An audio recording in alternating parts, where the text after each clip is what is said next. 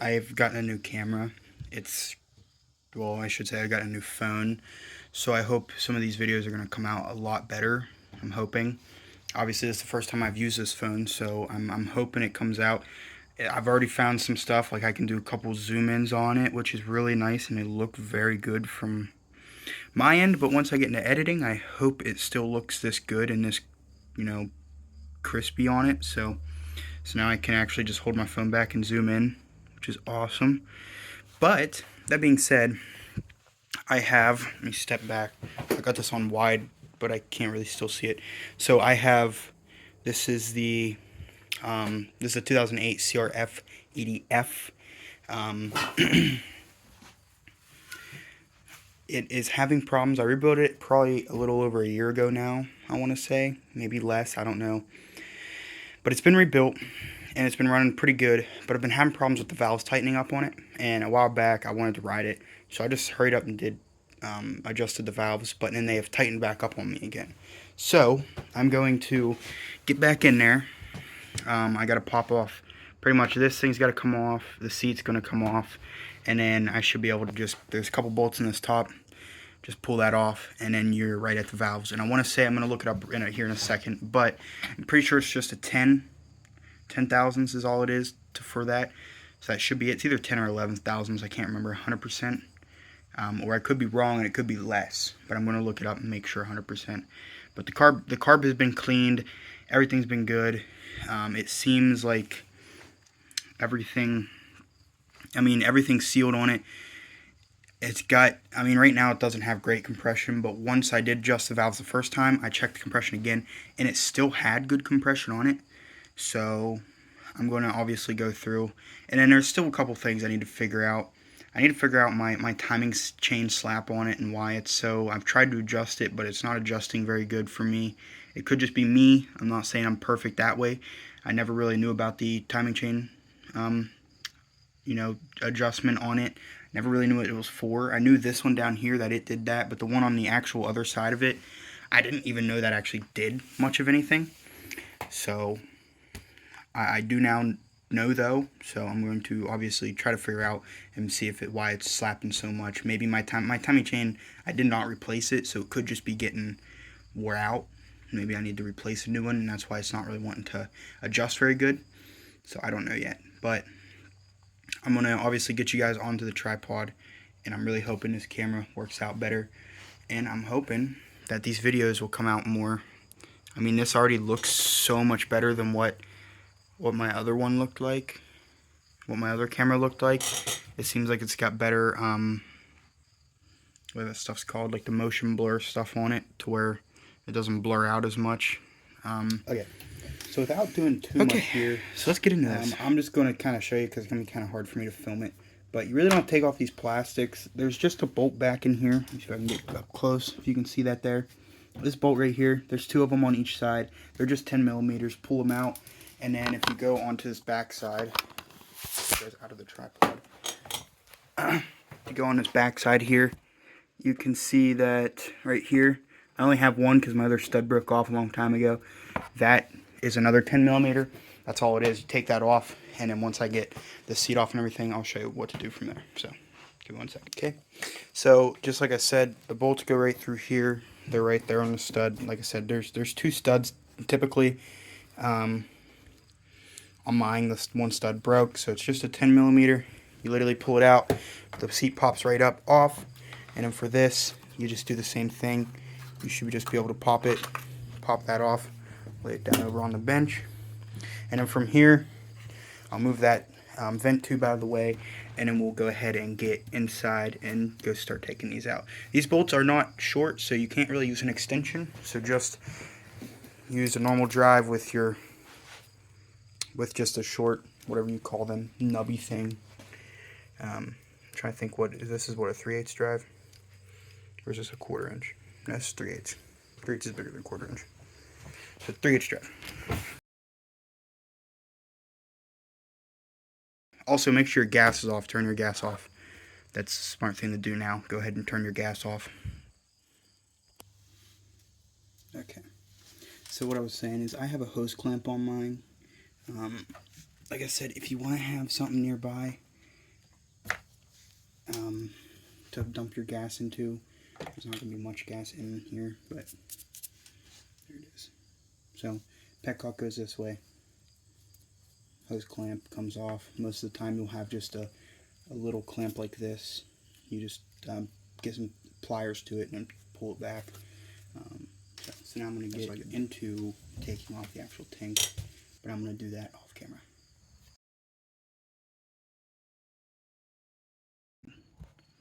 Okay, one on the other side. So now from there, like I said, you got two bolts, one on here, and then from here, we are going to go after these bolts right here. So these, I think, again, are 10s. I think most of what we're taking off here is a 10 millimeter. So most likely you can, we'll have to get an extension for that. Just test, yes, 10 millimeter. Get it on there best as you can. Knock and loose your.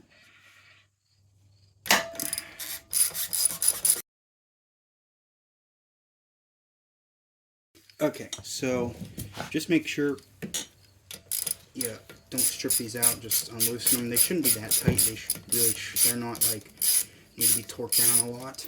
When I was rebuilding this engine, I was told that they were supposed to be torqued down to like 13 foot-pounds, which I figured was way too much. But I did it anyways, and I ended up snapping the bolt.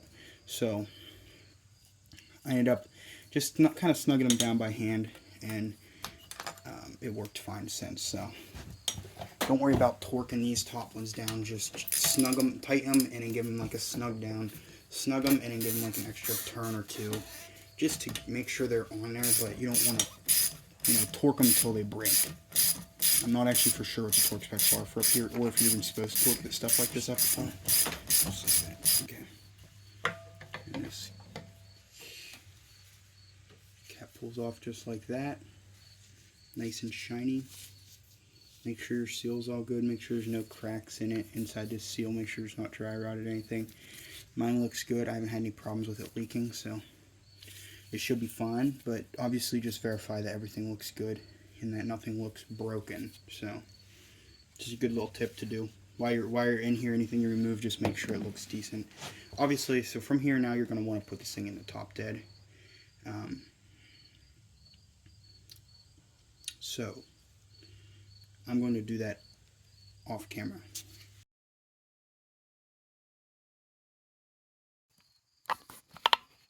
So like I was saying, you should have a line here, and there's a little thing here that I'm not going to get into timing too much right now, but just make sure there's a little thing right here and a little dot or a little line on this thing. I think you can see it right there. You see that little knit tab right there? If I can't, I don't know. But there's a little thing right there, and you line up your little dot on here. So you want to line up, not a dot, but I should say like a line. Line that up. You line it up with this up here. There's a little dot, which you think you can kind of see. You want that up top. So make sure those are lined up. And then from there, the next thing I'm going to do is I'm going to actually take a flashlight. I'm going to take my spark plug out and just make sure that the engine is at top dead and make sure everything is good and ready to go. So I'm going to do that real quick off camera. I'll show you the process in a second. Okay, so the engine is at top dead. So from here, and everything is lined up, everything's good. So I looked it up. It says these things should be around 2000s, I think is what it was. It was 2 or 5,000s. So I don't know if maybe Google is telling me the wrong thing. Okay, so what I was just saying, I was just saying, but I forgot to record. I was messed up. I was looking at millimeter and not whatever. So it said it was 0.05, or I think that's 0.051 is millimeter, and then I was looking at it as 0.005 as 5/1000ths of an inch, but it was millimeter. So I am wrong. I need to be actually doing 0.02 of an inch on here. So that's what I was. I must have set them wrong. I don't know if I set them wrong the first time that way and they tightened up on me, or if I just literally set them wrong and they just tightened up on me. So I need to figure out. I'm going to do that and see if that works. If it doesn't work, I'm going to have to go through timing and everything that way. and completely verify everything and make sure, you know, my piston is still good, and maybe I may have set my rings wrong. Who knows what could have actually happened. This bike isn't super expensive to rebuild. It's not bad. I really don't want to replace the cylinder, but if I have to, you know, it is what it is, or get it re-sleeved or whatever. So let me unloosen these. I think, like I was saying a second ago, I think they are 8mm or 9, and then they are whatever the heck that little cube thingy is. So let me find out real quick. Okay, so you just kind of want a little bit of drag on these. These aren't easy to deal with because they have this little tiny thing on them. I'm trying to, I think this one's loosened. I thought I loosened it, but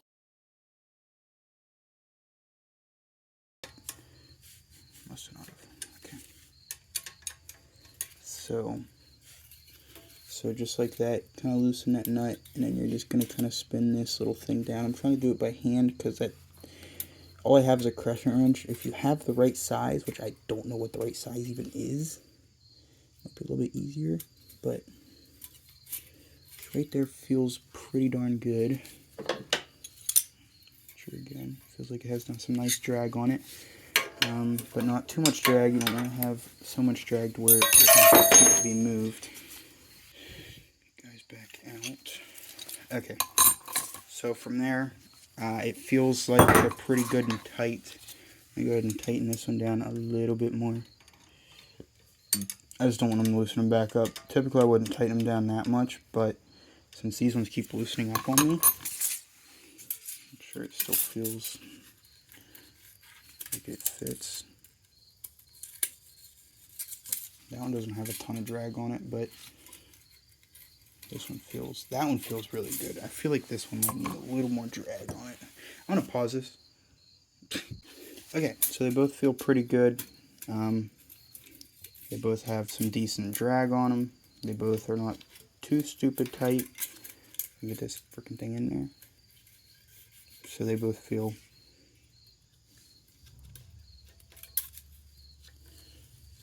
sit then.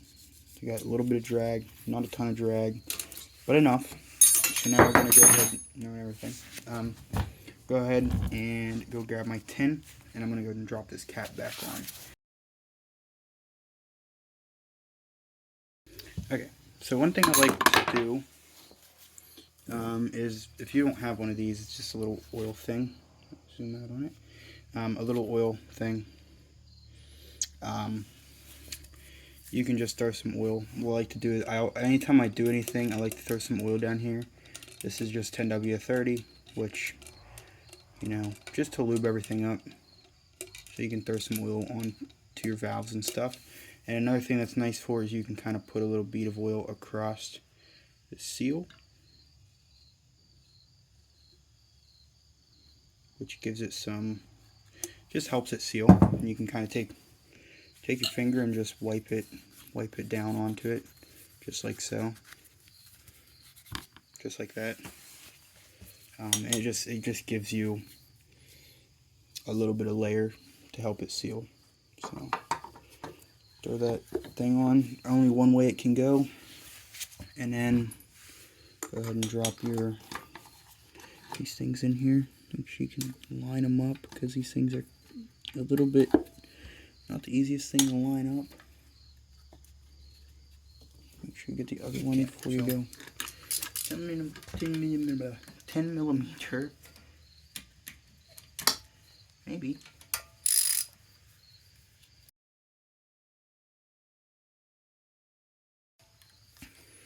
Okay, so now you can just, like I said, snug it, give a little extra crank.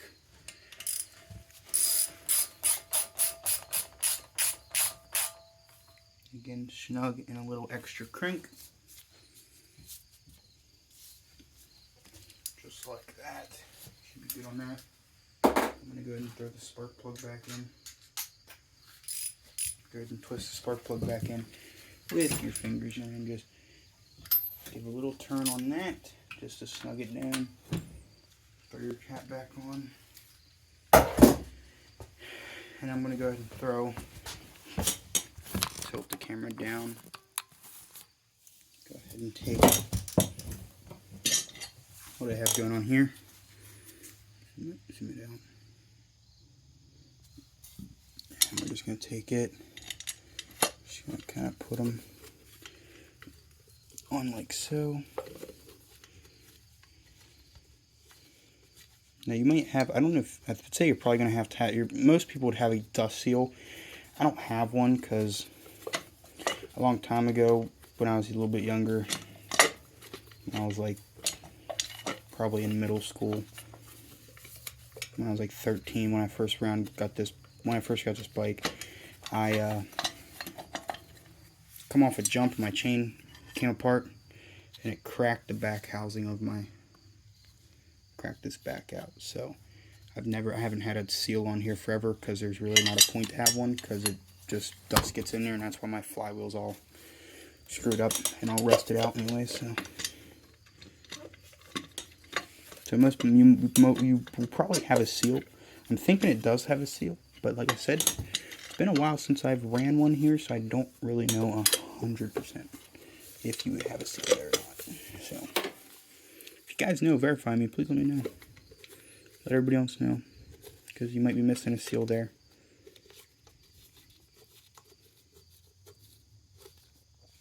Okay, I'm going to go ahead and just go through this. Just tighten these bolts down in a crisscross pattern. Tighten this one, go down to here, tighten this one, and then, you know, go up, or go over here and tighten, or no, sorry. Go from here, go down, go to here, go down, and then go to here. Tighten them down like that. So I'm going to pause the film. Okay.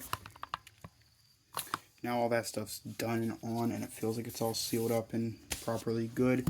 So we're going to go ahead and get the tank on now. Put you guys back.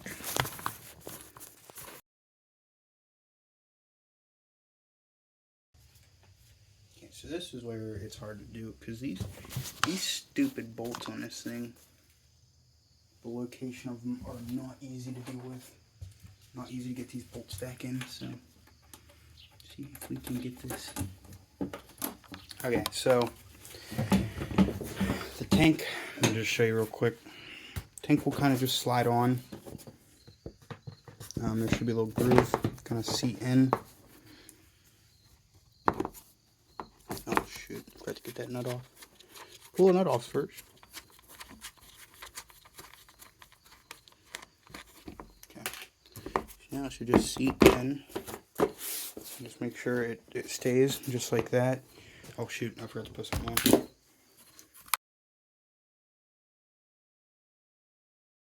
Okay, put this thing on first, so lift the seat back up. And then this thing just goes like that, and it comes down just like that. It should stay on. And then throw your sheet on. So just go like that. And like I said, set those back in, and then the nut, which so the nut will just go up under here, snug it down to the seats, and then there you go. Oh, almost forgot.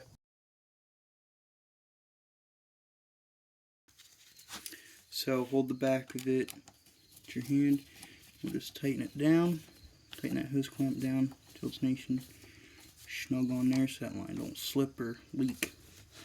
Just like that. Let me see if we'll start. So I'm gonna go start it up off camera. Now get right back to you. Okay, so it feels really low in compression. I'm gonna check the compression real quick, just to see if it does anything. But that being said, I'm gonna go ahead and end this video, because even though if it doesn't run, that's still how you do valves. Valves are very simple, not the hardest thing, probably one of the easier things to do on an engine, like an actual internal of the engine. Valves are very simple, so as long as you have your timing correct and everything that way, your valve adjustment should go very smooth. But that being said, it doesn't mean that it's always going to make your bike run. you know, it could, unless it's, you know, the exact problem. But on here, obviously, it's not the problem. It did run for about 3 seconds and it died, so it feels like it's not getting much compression. So I'm gonna obviously go through time. I'm gonna check, make sure it even has good compression in it, which, like I said, it don't feel like it does. It's supposed to have, like, I think 160 is what these bikes have. I'll obviously put it on screen to make sure, but hopefully you guys enjoyed. If you guys want to see more on this bike, if I do end up having to rebuild it, obviously I'll film it, do a whole rebuild on this bike. Other than that, though, hope you guys enjoyed this bike. Hopefully we'll be running very soon, because I do want to ride it. It's a really fun little bike. But yeah, but that being said, hope you guys enjoyed this video. Hope it helps someone out on how to, you know, do the valves on it. Eventually I'll show you guys how to do timing on this bike, and then maybe eventually I'll try to do some timing on that bike too, to show you how to do it, because it's actually, I know how to do timing better on that bike than this bike, because I've done timing multiple times on that bike. This bike, I've only done it a couple times, like once, but those bikes I've done a lot of timing on, so I understand those bikes a little more. This bike, the timing, you know, is same concept, but there is different marks on them. So yeah, that's all I got. I hope you guys enjoyed this video. I hope you guys, if you guys want to see more, obviously subscribe and like. I know my last video did decent, so that was pretty dope. If you guys want to see more Alice Chalmers stuff like the last video, I'll gladly do more. The Alice Chalmers right there, it needs, I'm going to have to do some governor work on it here very soon. Either replace it or mess with the governor to see if it is completely this bike right here needs some work. It needs carb clean, a carburetor clean. It might need a top end and stuff. It does run though. It runs pretty much first kick, but it has a very drastic bog on it. So, and it definitely needs some carburetor work. This bike, I still don't know what the heck's wrong with it. The 50 blew up on me. I rebuilt it, and it blew up not too long after I rebuilt it, because put too much stress on it. I didn't really do the proper break-in on it, so that. And in this bike, I'm waiting on. It needs a new top end, and I might do a bottom end too, but I do know it needs a new top end. And I want to do a full teardown and rebuild on this bike, so if you guys want to see a series like that, please let me know. I'll gladly put a whole series out on that bike, because I do know people will love those kind of bikes and love to see a series on that bike. So that's a 2000 YZ250. It's a 2-stroke, obviously, with the pipe. So, like I said, if you guys want to see some truck stuff, obviously I got all kinds of truck parts up here. Got bumpers and that crap, and a wheel well, and all kinds of other stuff. And the truck's up there somewhere. So if you guys want to see more stuff, I got all kinds of different stuff I can work on. I got this over here that I can do. I gotta clean the tank on it. Other than that, all it needs is the tank redone on it. It's all rusty and really bad, like really rusted out. So yeah. Okay, that being said, thanks for watching. Hope you guys enjoyed. Want to see more content, give me a like, give me a subscribe, give me a like. If you hate me, tell me. If you love me, tell me. Comment on these videos. Let me know that you guys like it. And all that being said, I'll see you guys later. Peace.